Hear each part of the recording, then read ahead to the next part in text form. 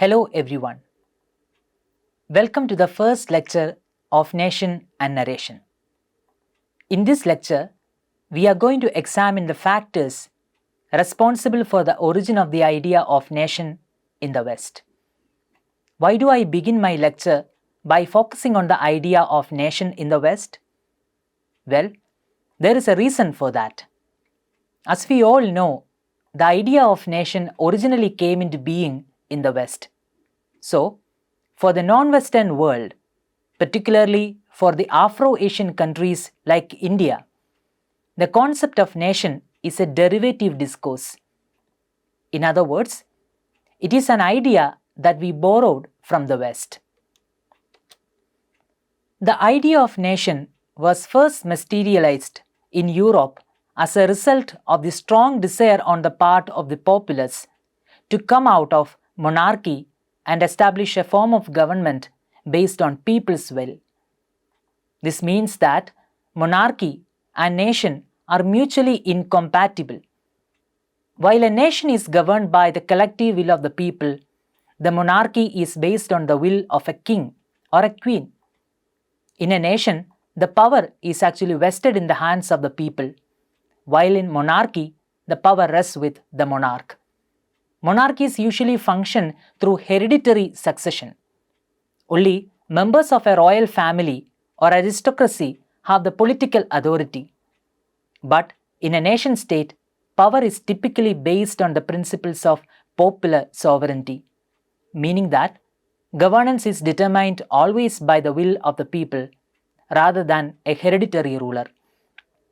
In such systems, governance is legitimized through elections, constitutions, and the participation of citizens in decision making. You might be wondering why I am drawing this distinction between monarchic rule and the nation. Well, there is a reason for it. This is to show you how monarchy embodied everything that nation states detested, like hereditary rule, aristocratic privileges, suppression of people's political participation, etc. In the European context, monarchy was the predominant system of governance before nation-states emerged. This meant that nation-states could come into being only when the monarchy withered away. Did monarchy wither away naturally like the leaves falling from a tree? No, it didn't. Certain historical forces played a crucial role in shaking the very foundation of monarchy. There were three important events responsible for the disintegration of monarchic rule in Europe, namely Enlightenment, Revolution, and print capitalism. Let's take a look at these aspects one by one. First, let's examine how Enlightenment challenged monarchy. As you all know, the Enlightenment, which spanned from the 17th and 18th centuries, was a cultural and intellectual movement in Europe.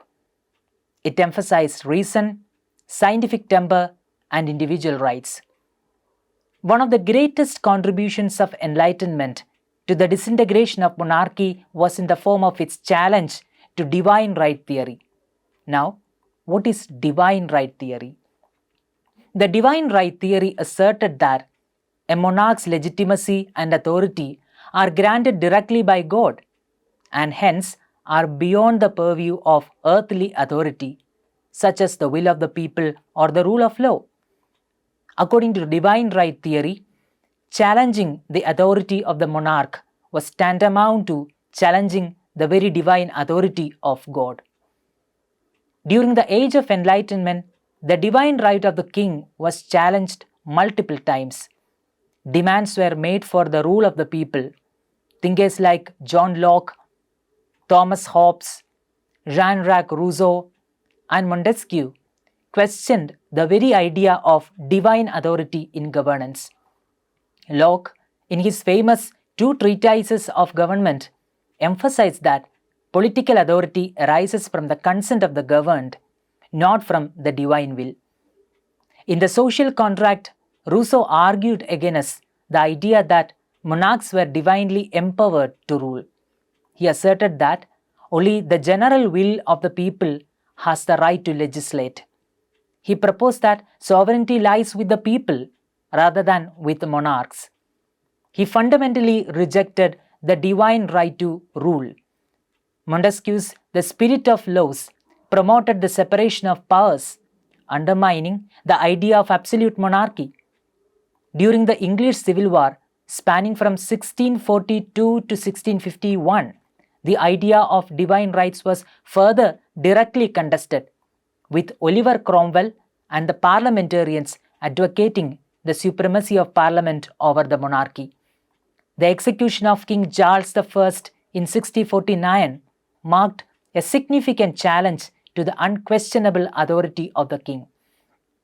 It was the first time a reigning monarch was held accountable by the people. There were many other events which indirectly encouraged the common people to come out of their belief in the divine sanction given to the king to rule his subjects. The Protestant Reformation, led by figures like Martin Luther and John Calvin, is one such instance. They indirectly challenged the centralized authority of the Catholic Church and indirectly the divine justification of kings ratified by the Church.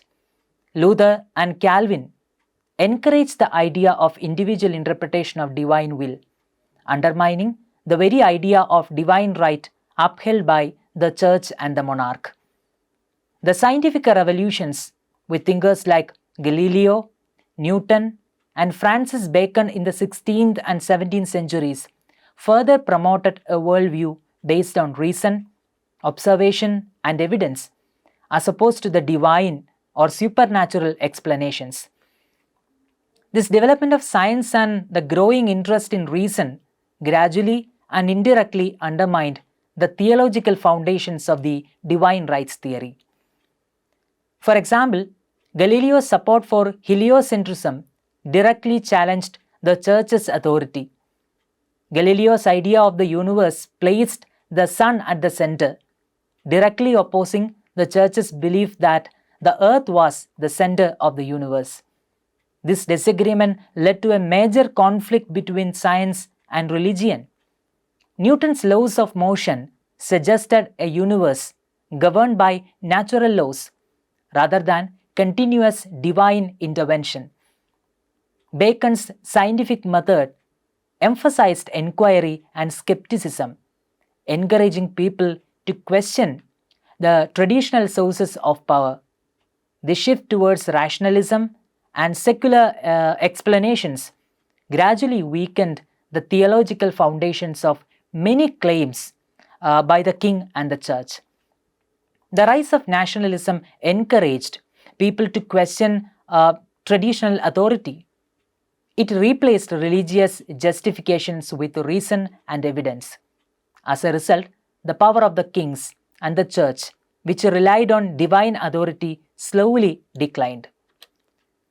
Having examined the Enlightenment movement, let's now take a look at the two revolutions, especially the American Revolution and the French Revolution, to see how they challenged the monarchic rules to create an atmosphere really conducive for the emergence of the idea of nation.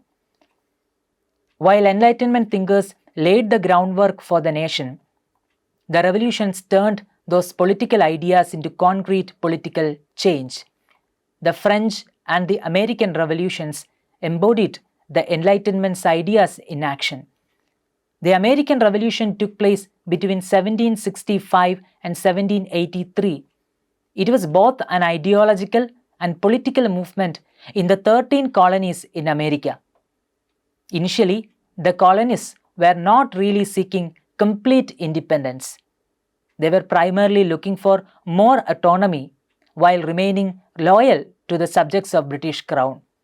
However, over time, tensions grew and their demands shifted. These tensions eventually led to the American Revolutionary War. A conflict broke out between the colonies and the Kingdom of Great Britain. By the time it was July 1776, the colonies declared their independence, formally breaking away from British rule and establishing themselves as the United States of America. In summary, the American Revolution rejected monarchy altogether and established a government based on democracy and popular sovereignty. Parallelly, another revolution was happening in France against monarchy. It was the French Revolution. The French Revolution, spanning from 1789 to 1799, was a transformative period in the history of France. Triggered by widespread discontent with absolute monarchy, economic inequality, and the privileges of the nobility and clergy, the French Revolution sought to establish principles of liberty, equality, and fraternity. It began with the storming of a fortress named Basel. The fortress Basel was used by the French monarchy to imprison individuals without trial. It represented the king's absolute power to silence dissent, suppress opposition, and foster fear among the people.